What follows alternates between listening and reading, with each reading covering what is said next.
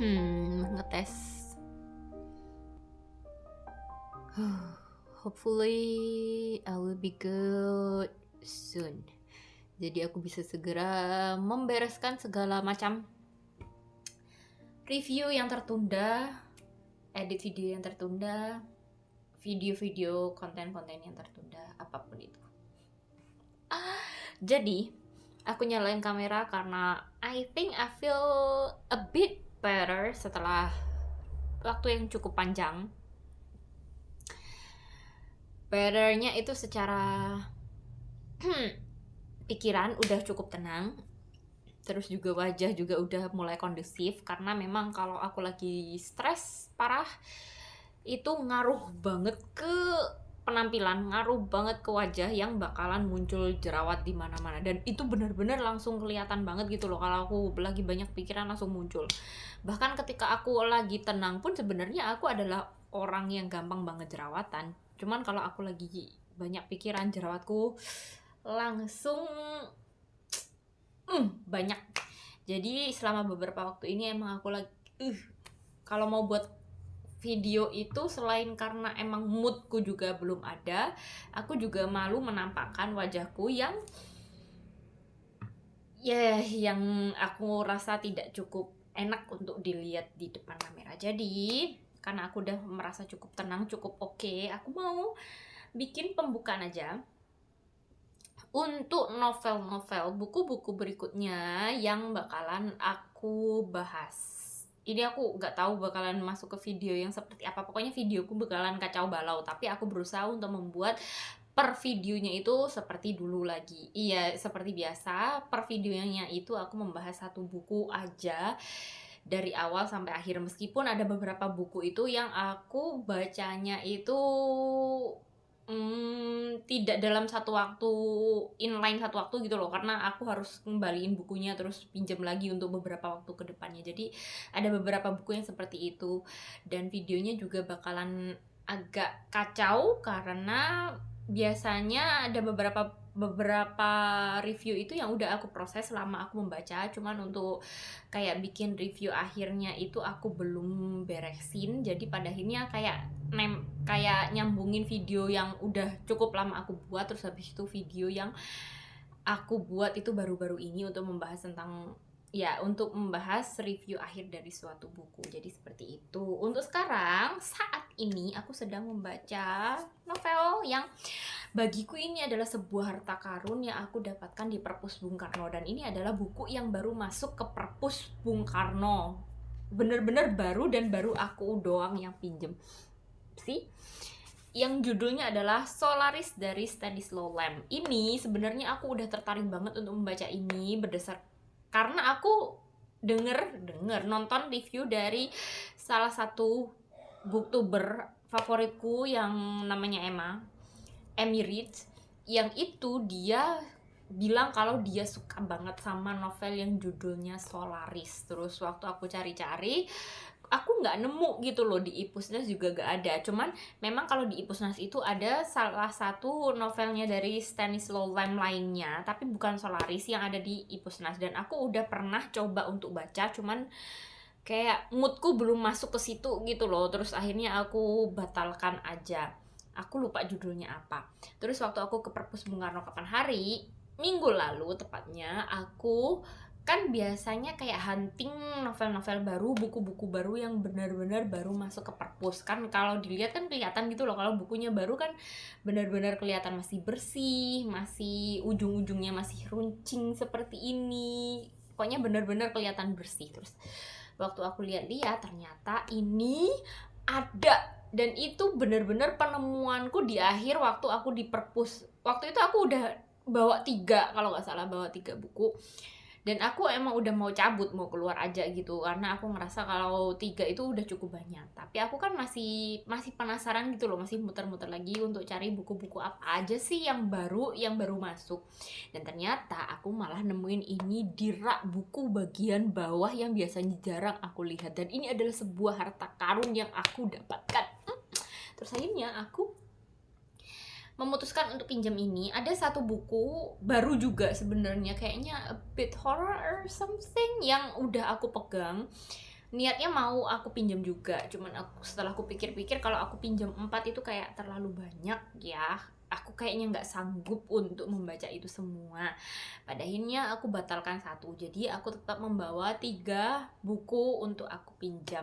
Dan salah satu bukunya yang lain adalah novel yang udah aku proses baca di 3 mingguan yang lalu, cuman belum selesai, terus akhirnya aku kembalikan, terus ke pending karena aku pinjem buku lainnya. Terus baru minggu yang lalu aku akhirnya memutuskan untuk pinjam ini lagi untuk aku selesaikan baca, yang judulnya adalah Sang Jenderal dalam Labirinnya dari Gabriel Garcia Marquez. Ini juga sebenarnya aku tertarik untuk membaca novel-novel dari Gabriel Garcia Marquez karena booktuber yang aku sebutkan tadi itu suka banget sama salah satu karyanya Gabriel Garcia Marquez yang judulnya 100 Years of Solitude, cuman di perpus Bung Karno nggak ada, dan ini adalah satu-satunya yang ada di perpus, makanya aku pinjem.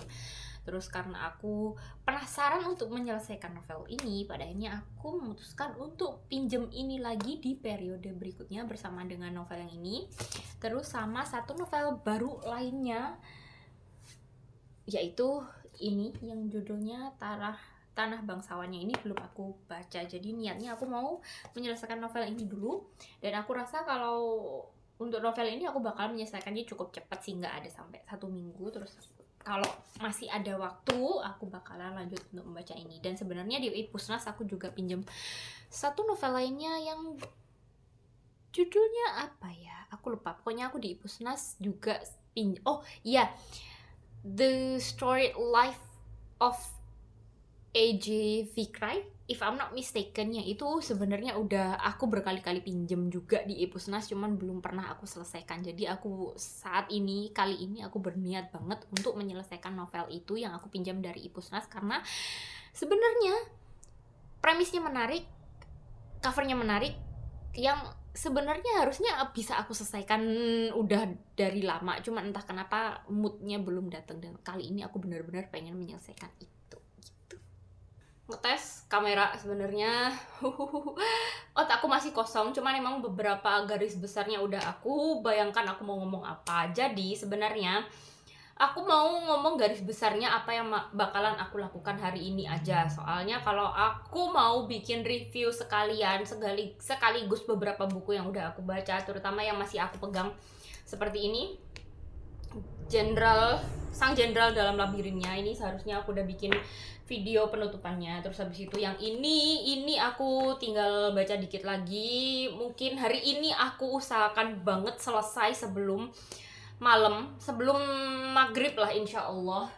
Semoga aku bisa kebut. Terus habis itu buku berikutnya yang aku pinjam di perpus Bung Karno juga, yang ini sebenarnya belum aku baca, dan aku pengen banget baca ini sebelum aku ngembaliinnya. Jadi sebenarnya untuk sekarang ini waktu pinjamku itu tinggal 1 hari lagi, which is besok malam. Rencananya aku bakalan keluar sore, ya kalau nggak hujan ya, semoga aja nggak hujan dan aku bisa mengembalikannya. Jadi rencanaku adalah, karena aku sudah menyelesaikan yang ini, terus yang ini tinggal dikit lagi, dan aku belum bikin reviewnya sama sekali deh kayaknya. Aku cuma baru bikin pembukaannya kalau aku sedang membaca ini, dan aku merasa beruntung banget menemukan novel ini di perpus Bung Karno. Terus habis itu yang ini aku benar-benar berusaha banget, aku benar-benar pengen banget membaca ini dan menyelesaikannya dalam waktu 1 malam. Agak bodoh sebenarnya, 1 malam 1 hari lah hitungannya, ditambah besok kalau bisa. Yang bagiku itu sebenarnya cukup terlalu ambisius, karena aku tahu diri bahwa aku bukan jenis orang yang membacanya cukup cepat. Jadi gitu aja rencanaku sekarang. Dan karena aku benar-benar pengen untuk membaca ini, meskipun sebenarnya aku tidak terlalu tertarik sama ini, nggak sampai setertarik itu sampai aku benar-benar berusaha untuk membaca ini sampai selesai sih, enggak. Cuman kayak aku pengen men-challenge diriku sendiri untuk membaca novel ini dalam waktu kurang dari 24 jam. Semoga sih ya, karena kan masih kepotong sama novel ini yang harus aku selesaikan. Jadi gitu aja, daripada kepanjangan dan waktu bacaku jadi singkat. Jadi aku tutup. Berdasarkan apa yang aku bilang tadi, aku mau menyelesaikan untuk baca novel ini yang sebenarnya tinggal dikit lagi. Dan aku berusaha secepat mungkin untuk menyelesaikan ini karena aku mau membaca buku berikutnya. Dan aku berusaha untuk menyelesaikannya itu sebelum maghrib. Tapi ternyata agak lebih sedikit sih. Jadi tadi waktu adzan maghrib aku baru selesai baca ini. Terus habis itu aku tinggal sholat. Terus sekarang aku nggak mau membahas itu dulu karena kalau aku membahas itu bakalan makan waktu. Jadi ini setelah video ini aku bakalan bikin pembukaan untuk video berikutnya yang aku mau membahas novel yang judulnya adalah Tanah Bangsawan. If I'm not mistaken, di mana bukunya? Oh, yang itu. Jadi gitu aja untuk pembahasannya. Semoga segera, semoga aku ada mood, semoga channel ini bisa hidup kembali. Let me try to talk. Tapi aku tidak yakin kalau ini videonya bakalan jadi. Gimana ya? Aku sangat meragukan kameraku sendiri. Ih, sebel. Jadi aku mau membahas tentang Solaris dari Stanislaw Lem. Aku lupa aku udah bahas ini tentang apa. Jadi mari ku ulangi berdasarkan apa yang ada di kepalaku sekarang aja. Stanislaw Lem itu adalah orang dari Polandia, if I'm not mistaken. Dan Solaris ini diterbitkan di Polandia pertama kali itu sekitar tahun 1960-an. Jadi ini adalah novel yang cukup tua. Anggap aja ini adalah modern klasik ya, karena kalau tahun 1960-an itu di zaman dimana bapakku baru lahir. 60-an akhir sih. Ya udahlah.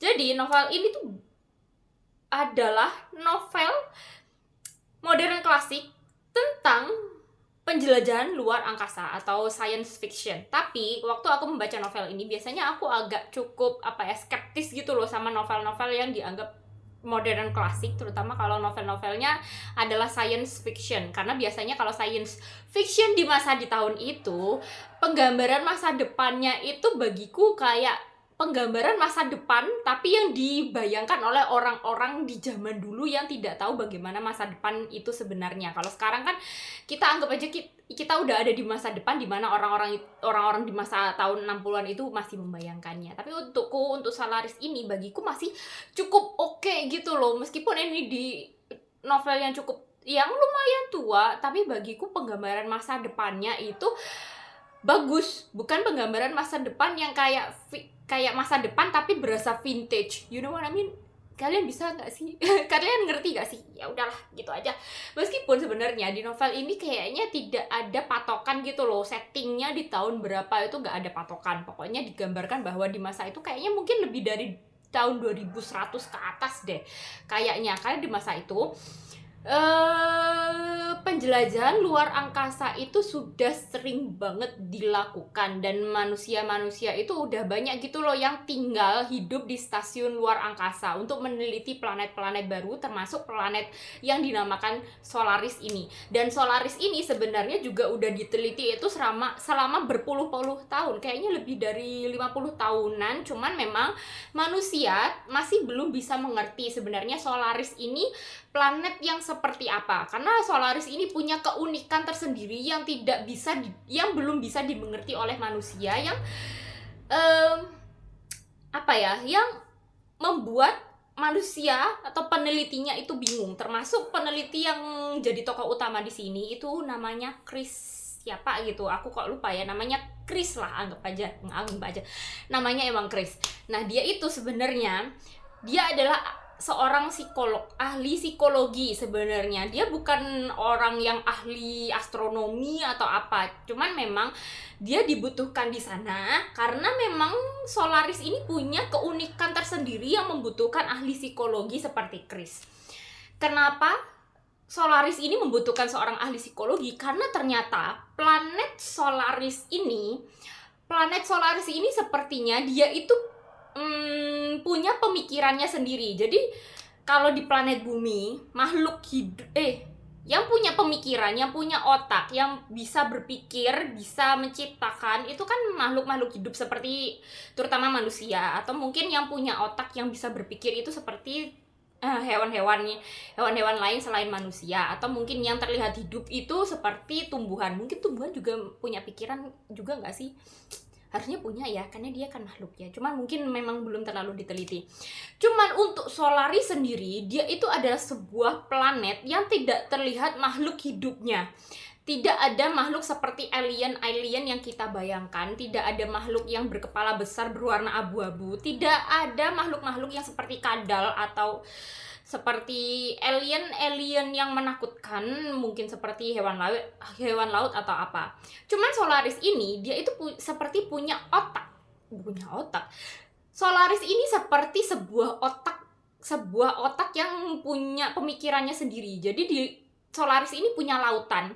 Solaris ini hampir keseluruhan permukaannya itu dilapisi oleh kayak benda cair tapi seperti gel.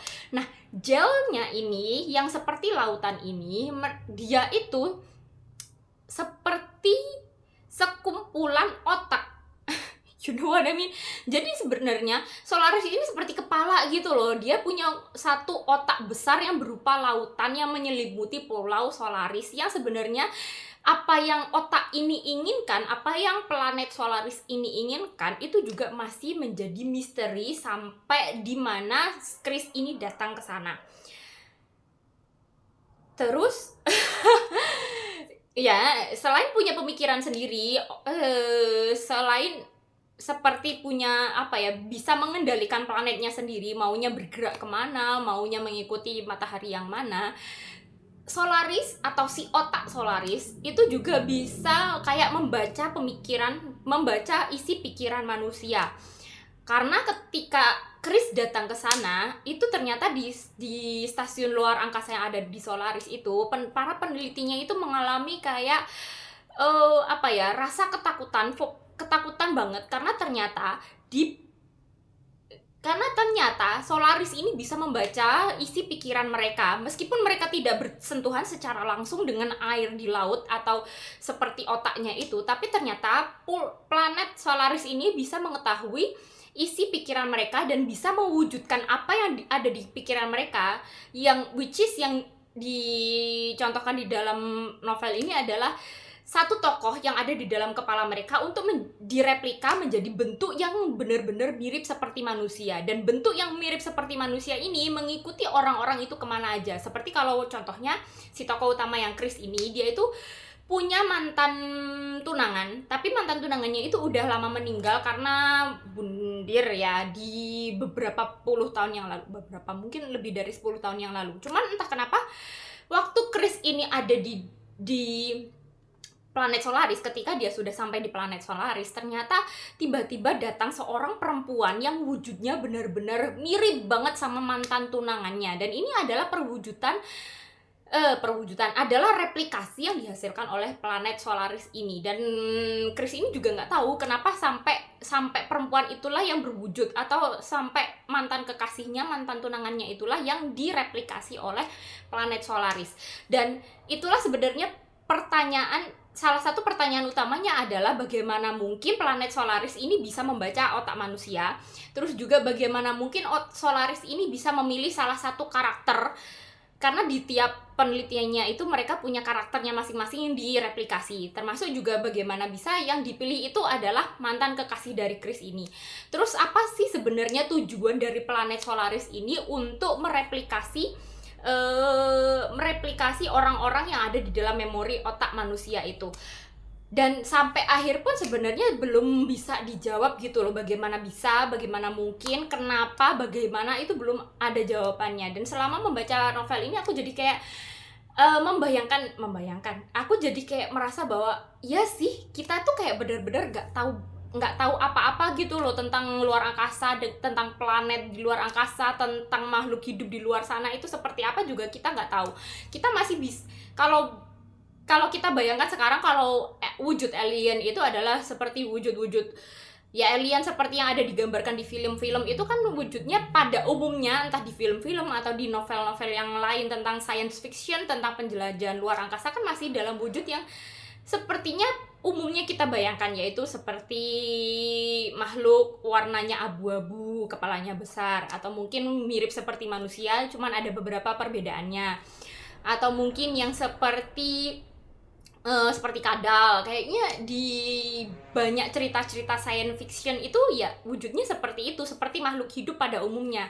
Cuman di sini diceritakan bahwa cuma untuk Solaris ini perwujudan dari alien atau makhluk di luar angkasa sana itu ternyata benar-benar berbeda banget, dan itu membuka pikiranku bahwa memang itu sangat mungkin terjadi di luar angkasa. Karena kalau aku mengingat pelajaran biologiku dulu, evolusi itu kan kalau untuk planet bumi sendiri katanya, kalau berdasarkan teori evolusi itu kan makhluk hidup itu diawali dari makhluk-makhluk yang ada di air. Terus habis itu lama-kelamaan mereka menyatu menjadi mereka menyatu, entah mungkin menjadi hewan-hewan air seperti ikan-ikan yang bukan ikan sih sebenarnya, kayak hewan-hewan air. Terus habis itu lama-lama mereka ke darat. Terus habis dari ke darat mereka itu akhirnya memecah lagi menjadi makhluk-makhluk hidup lain sesuai dengan tempatnya. Kalau di bumi kan seperti itu. Cuman kalau di Solaris mungkin ini penggambaranku, ini adalah imajinasiku aja yang menyesuaikan dengan planet Solaris ya. Kalau di bumi kan makhluk hidup kan dimulai dari yang ada di air, terus habis itu kan akhirnya lama-lama terpecah menjadi ada yang di air, ada yang di darat, ada yang di udara. Cuman mungkin karena kondisinya di Solaris sendiri, evolusinya tidak terjadi sama seperti yang ada di bumi. Jadi evolusinya itu setelah ada makhluk-makhluk hidup di air, ya udah mereka itu akhirnya tetap menjadi makhluk air yang mereka itu menyatu menjadi satu kesatuan makhluk hidup sangat besar yang seukuran planet, yang menutupi planet itu, yang bisa berpikir seperti makhluk hidup tapi wujudnya itu seperti benda cair. Jadi kayak gitu. Kayaknya mungkin banget gitu loh. Makanya aku waktu membaca novel ini aku jadi merasa terkagum-kagum sama imajinasi yang dihasilkan oleh penulis ini atau penulis Stanisław Lem, di mana penulis ini di mana penulis ini udah bisa berimajinasi sebegitu hebatnya, padahal beliau ini hidup di zaman tahun yang teknologi pengetahuan itu masih lebih sedikit daripada apa yang kita ketahui di masa sekarang. Jadi aku benar-benar merasa terkagum-kagum ketika aku membaca ini, karena aku jadi tersadar bahwa sampai sekarang pun manusia aku masih tidak tahu apa-apa tentang planet-planet di luar sana yang jumlahnya itu sangat banyak, miliaran, triliunan. Kemungkinan di luar sana itu ada gitu loh planet-planet yang seperti Solaris. Kemungkinan di luar sana itu ada makhluk hidup yang wujudnya tidak bisa kita bayangkan seperti yang ada di planet Solaris. Jadi kalau kalian yang suka sama science fiction, kalian bisa coba membaca novel Solaris dari Stanisław Lem. Kalau kalian cari di Ipusna sih nggak ada.